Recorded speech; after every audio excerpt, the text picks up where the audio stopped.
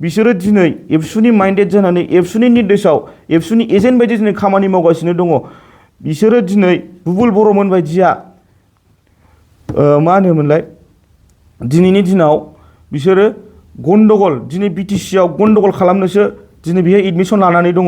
बेहाय बिसोरो लेखा फरायनो होननानै फैयाखै, ओरैनो थानानै बिटिसिनि बड'लेण्ड इउनिभारसिटिखौ दखल खालामनानै दिनै बिटिसिखौ गन्डगल खालामनोसो फैदों। बिसिनि आन्दलना दिनैनि दिनाव मोनसे एसटिनि आन्दलन जानानै थाङाखै, एसटिनि आन्दलन नङा। बिसिनि आन्दलना जाबाय जेननायनि आन्दलनसो, जेननायनि रिएक्सन। बिसोरो सरकाराव गैला हिसाबै इउपिपिएलआ दिनै सरकाराव गैया हिसाबै दिनै गथ'खौ लानानै दिनै आन्दलन खालामफ्लानानै दिनै बिटिसिआव गन्डगल खालामगासिनो दङ। बुबुल बर'मोन बायदि नेरसोन बसुमतारीमोन बायदिखौ लानानै दिनै गन्डगल खालामगासिनो दङ। खुलुमबाय।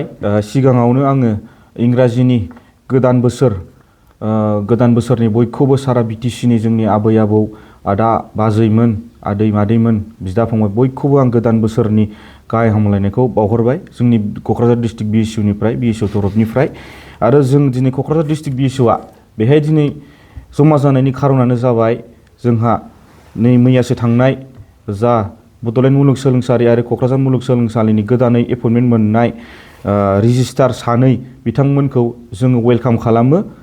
मानो होनोबा जोङो बिसोर सानैखौ जोङो मिन्थियो। बिसोर सानैया सिगांनिफ्रायनो डक्टर बनबिना ब्रह्मआ क'क्राझार मुलुगसोलोंसालिनि सिगाङाव बियो प्रिन्सिपालमोन। क्राइटेरिया हिसाबै बिसो दिनै रेजिस्टार जाखानांगौमोन, बे हिसाबै बियो दिनै रेजिस्टाराव जाबाय।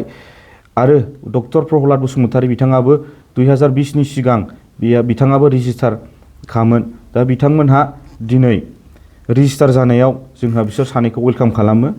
आरो एबसुआ बेखौ होननो थांगासिनो दङ दे बिसोर सानैया पलिटिकेलिनि थाखायसो दिनै रेजिस्टार जानो मोन्दों, खिन्थु बे खोथाया नङा।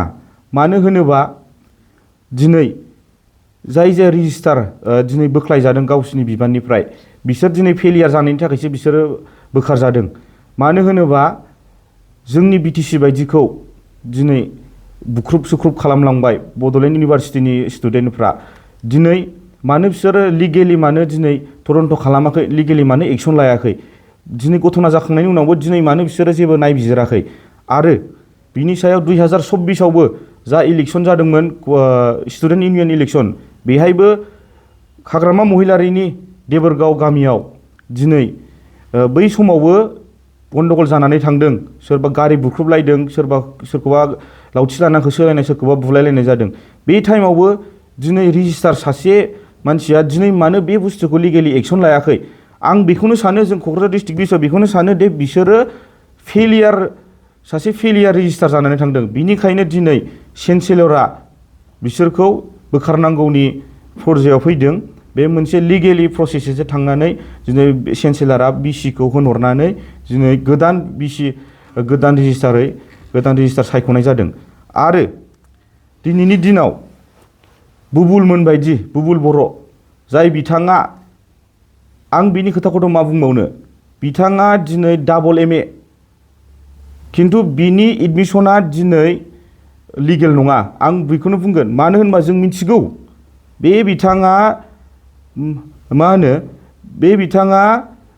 एमए फरायगासिनोमोन सिगाङावनो पलिटिकेल साइन्सआव, खिन्थु बे फेल जानानै आरो डाबल एमए लाबावदों पलिटिकेल साइन्सआवनो।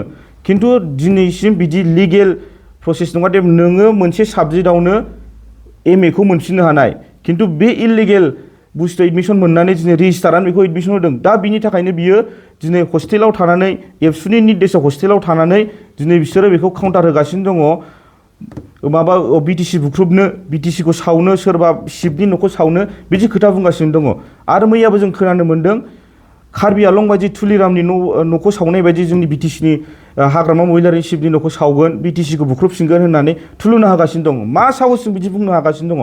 दिनै जाय इउनिभारसिटियाव हाबनानै बिसोर बेबायदि खोथा बुंगासिनो दङ, जाय हस्टेलाव थानानै बिसोर बेबायदि खोथा बुंगासिनो दङ, बे इउनिभारसिटिया सोरजों लुजानाय, सोरजों लाबोजानाय? हाग्रामा महिलारि बिपिएफ सरकार थानायाव हाग्रामा महिलारिया बेखौ बिनानै, आसाम सरकारनिफ्राय बिनानै लाबोनानै बे इउनिभारसिटिखौ जोंनि बड'लेण्डनि थाखाय बिनानै लाबोनानै जोंनो सोरजिहोफैदों। आरो दाख्लैसो थांनाय आन्दलनाव जाय स्टुडेन्टफ्रा लिड लादोंमोन बिसोरनो दिनै हस्टेलाव थानानै सोरबा एबसुनि निर्देशआव सोरबा इउपिपिएलनि निर्देशआव बिसोरो खामानि मावगासिनो दङ आरो जों खोनानो मोन्दों जोंनाव रिपर्ट दंजोबो नेरसोनमोन बायदि बिसोरबो इलिगेलि दिनै हस्टेलाव थानानै सोरखौबा दम होनानै सोरखौबा माबा होनानै दिनै हस्टेलनिफ्राय ओंखाराबा मायाबा आन्दलनाव ओंखाराबा होननानै दंखि होननानै लाबोबाय थायो आन्दलन खालामनो।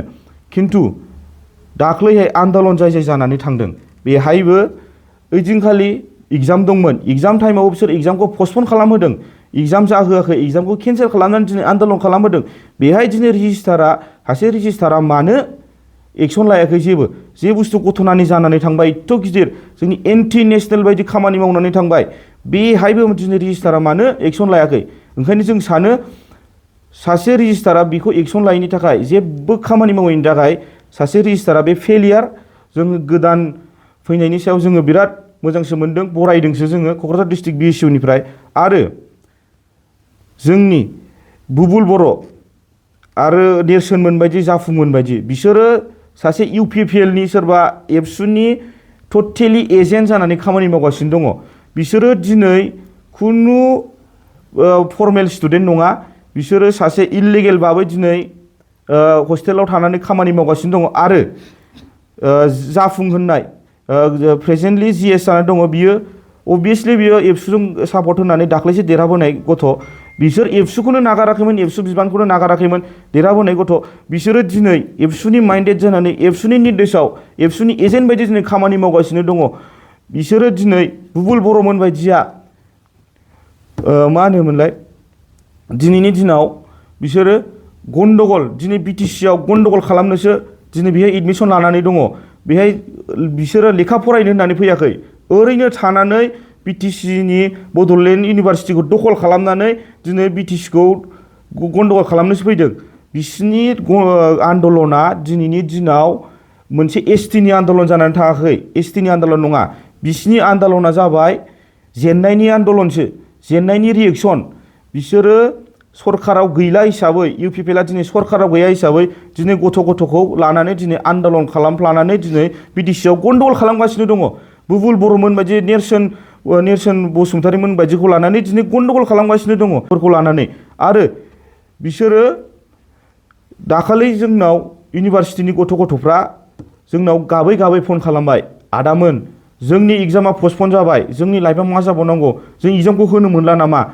जोंनि बड'लेण्ड इउनिभारसिटियाव अखल बर'ल' नङा बयबो जाथि जन'गस्थिनि गथ'फ्रा दिनै फरायगासिनो दङ बिसिनि फिउचारा मा जागोन जोंनि बिदा फंबायफ्रा जोंनि फंबायफोरनि फिउचारा मा जागोन दिनै एग्जाम बन्द जाबाय थायोबा बिदि आन्दलन खालामलांबाय थायोबा नंखायनि पलिटिकेल लावालाबनि थाखाय बिसोरो दिनै आन्दलन खालामगासिनो दङ।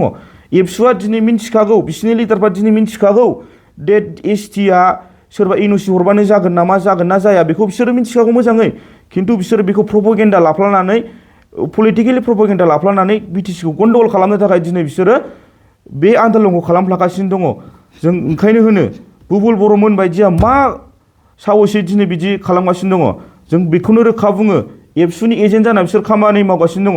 बिसोरो सासेबो स्टुडेन्टआ फर्मेलि स्टुडेन्ट नङा आं बेखौनो गोख्रों रावजों सोंखारिनो सानदों। आरो जुदि बेबायदि खामानि मावबाय थायोबा जों आयेनगथ' जोङो बेबस्था लागोन आरो जों लाखागासिनोखा जों पुलिसनो जोङो रिपर्ट होजोबखाबाय जों आयेनगथ' तदन्त खालामगोन। जाय मानसिया जोंनि एन्टि नेसनेल जोंनि बिटिसिखौ माबा हानि खालामनो नाजागोन जों बेखौ जों नागारनाय नङा जों आयेनगथ' जों बेखौ बेबस्था लागोन। बिथांमोना जाबादि प्रपगेन्डा लागासिनो एलिगेसन जाबसिनगासिनो बेथ' जोंनाहाय सोरबा सासे जोंनि बिटिसि गभर्नमेन्टआ होनाय मोनसे एपइन्टमेन्ट नङा बे जाहैबाय चेन्सेलरआ भाइस चेन्सेलरखौहाय बुंहरनानै बेखौ एपइन्टमेन्ट लिगेलि एपइन्टमेन्ट होनाय जादों। जायनि थाखाय जोंना बिथाङाथ' सासे फेइलारसो होननांगौ जाहैबाय जोङो नंगौ माखासे नोङो स्टुडेन्टफोरनि बेलायाव नायोब्ला एथ' गिदिर गन्दगल जाखांनायनि उनावहाय दिनै मानो बिथां रेजिस्टारा एक्सन लायाखै। एग्जामा स्टुडेन्टफोरनि मोनसे लाइफ जाय एग्जामखौहाय पास जायोब्ला सोरबाया साख्रिबो मोनगोन सोरबाया गावनि साक्सेस लाइफनि थाखाय साक्सेसबो जानो हागौ। खिन्थु दिनैहाय सासे रेजिस्टाराहाय एग्जामखौ बन्द' खालामलायनानै मानो बेवहाय सापर्ट होनांगौ जागोन बेथ' एसे गासैबो स्टुडेन्टफोरनि थाखायसो नांनांगौमोन सोरबा वान साइडेड जानानै नांनानैथ' जोंहा बेवहाय लाब गैया ओंखायनो जों गोख्रों रावजों सोंखारिदों जोंहा लेगेलै एपइन्टमेन्ट होदों रेजिस्टार सानैनो जोंहा बेवहाय वेलकाम खालामदों क'क्राझार डिस्ट्रिक्ट BECU हिसाबै दा ओंखायनो जोङो बेखौ बिथां बुबुलमोन बादियाहाय दिनै तुलिराम माबानि रंहांनि बादि जाथाय जानानै थांदों बेबादि जाथायखौहाय दिनै BTC आव लाबोनो नागिरदों बिथाङा सोर बिथाङा सासे स्टुडेन्ट हिसाबै खामानि मावबाय था फरायबाय था ना बिथाङा बेवहाय एबसुनि एजेन्ट जानानै प्लान्टेड एजेन्ट जानानैहाय खामानि मावनो नाजादों नामा जों मिन्थिगौ जों खोनादोंबो बिथाङा डाबल MLA नो नंगौ थिग आसे खिन्थु बेवहाय लेगेल हिसाबै नायोब्ला सासे फेल जानाय मानसिया मोनसे डिपार्टमेन्टआवनो खेननै डाबल MA खालामनो हाया बे मोनसे लेगेल बिथाङा इलिगेल भाबै एबसुनिफ्राय एडमिसन लादों नंगौ बे जायनाखि बिथांमोना हस्टेलाव थानानै जाय इउनिभार्सिटि हस्टेलाव बड'लेण्ड इउनिभार्सिटि हस्टेलाव थानानै गिदिर गिदिर खोथा बुंगासिनो बे हस्टेला अबे सोर बानायना होनाय बिथांमोना जारिमिनखौ नुदोंना दिनै हाग्रामा महिलारि सार बिथाङाहाय BTC एकर्डजों फैफानाय लिरफाजानाय बड'लेण्ड इउनिभार्सिटि नङाब्लाबो बिथाङा गावनि पलिटिकेल पावारजों बड'लेण्ड इउनिभार्सिटिखौ गायसनना होदों बिथांमोना सोर बिथांमोना जारिमिनखौ नुवाखै नामा दिनै बिथांमोना जाय हस्टेलाव थानानै जाय इउनिभार्सिटियाव थानानैहाय गिदिर गिदिर लेक्सार होगासिनो बिथांमोना सानदोंना जोङो ओंखायनो गोख्रों रावजों सोंखारिदों बिथांमोनहा बेबादि खालामनो मोननाय नङा आरो बेबादि खालामबाय थायोब्ला जोङो आयेनगत भाबैहाय थिरांथा लानाय जागोन बिथांमोना आयेन हिसाबै मा साजा मोननांगौ मा साजा मोननाङा जों बिनि बारै जों आयेनजों नांबाय थागोन ओंखायनो जोंहा होनदों जों जायनाखि जोंहा गोजोन सान्थि लाबोनांगौ मालाबाबो दावराव दावसिजों नङा जोंना BTC आहाय गोजोननि थाखायसो इयुथफोरनि थाखायसो जोंना सोरबा सासेनि थाखाय सोरबा उमुगनि थाखाय लाबा लाबनि थाखाय नङा बिथांमोनहा दाख्लै जानाखि 29 मामोनलाय अक्ट'बर नभेम्बर 29 नभेम्बरावहाय बिथांमोनहा जाबादि बुख्रुब सुख्रुब खालामबाय बे बुख्रुब सुख्रुबा जाहैबाय मा एन्टि नेसनेल जायखौ बुङोब्ला मोनसे क्राइमसो जायो बियो बिथांमोना बेवहाय नुदों बै सिङावहाय जेब्ला बुख्रुबहैदोंमोन बे केमेरायाव जा फुटेज दं दै बेवहाय सोरबा एबसुनि फ्लेग लानानै बुख्रुबहैदों होमबा बेवहाय नुबाय जोङो नेरसोननि महर दङ मा नेरसोना दे नंगौ थिगानो बिथाङा जाहैबाय सासे UPPL जों दैथायहरजानाय सासे एजेन्ट जायनि थाखाय बिथाङा गाज्रि हाबा मावनोबो गिया दिनै एन्टि ससियेल एन्टि नेसनेल खामानि मावनोबो गिया बिथाङा ओंखायनो जों बिथांमोनखौ गोख्रों रावजों सोंखारिदों बिथांमोनहा बेफोरबादि मावनायनिफ्राय जानगाराव थाथों आरो जेब्लाबो जोङो सान्थिखौ लुगैयो नोङो सोरबा सासेयाहाय बुंबानो जाया जोंनि माबाया BTC गभर्नमेन्टआ होनाय मोनसे एपइन्टमेन्ट नङा बे सोरबा चेन्सेलरा हरनानै बेखौ भाइस चेन्सेलरनो हरदों बाय दा अफिसियेल बाय दा गभर्नरासो बेखौ खालामहरदों ओंखायनो सोरबा सासेया बेखौ उइथड्र खालामनांगौ दाबि दिखांबानो जाया